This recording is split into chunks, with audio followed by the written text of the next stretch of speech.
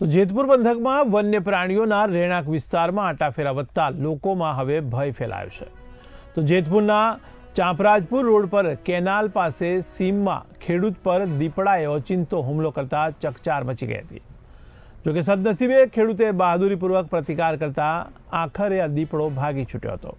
પરંતુ આ હુમલામાં ખેડૂતને શરીરે ઈજાઓ પહોંચી છે। ત્યારે ઘટના બાદ ઈજાગ્રસ્ત જમનભાઈને તાત્કાલિક જેતપુરની સરકારી સિવિલ હોસ્પિટલ ખાતે ખસેડવામાં આવ્યા હતા, જ્યાં ફરજ ઉપરના તબીબોએ તેમને પ્રાથમિક સારવાર આપી હતી।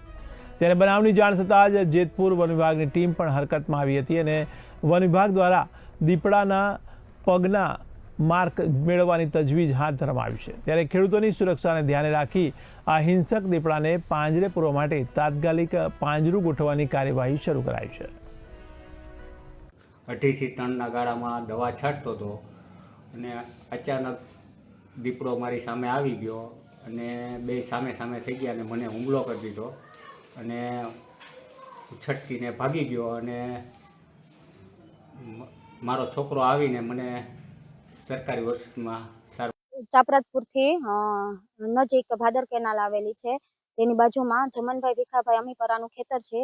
જેઓ આજે 3 થી 3:30 વાગ્યાની આસપાસ પોતાના તલીના ખેતરમાં દવાનો છંટકાવ કરી રહ્યા હતા। ત્યારે વન્ય પ્રાણી દીપડાએ તેના પર અચાનક હુમલો કરેલ અને તેની અમને જાણ થતાં અમે તાત્કાલિક સ્થળ પર આવેલા અને ઉપલી સત્તાએથી જે સૂચનાઓ મળેલી તે મુજબ અમે તેઓને તાત્કાલિક સિવિલ હોસ્પિટલ જેતપુર ખાતે પ્રાથમિક સારવાર અપાવી, તેમજ સ્થળ પર આવી અને આજુબાજુનો એરિયા ટ્રેક કરી અને પિંજરું ગોઠવવાની કામગીરી હાથ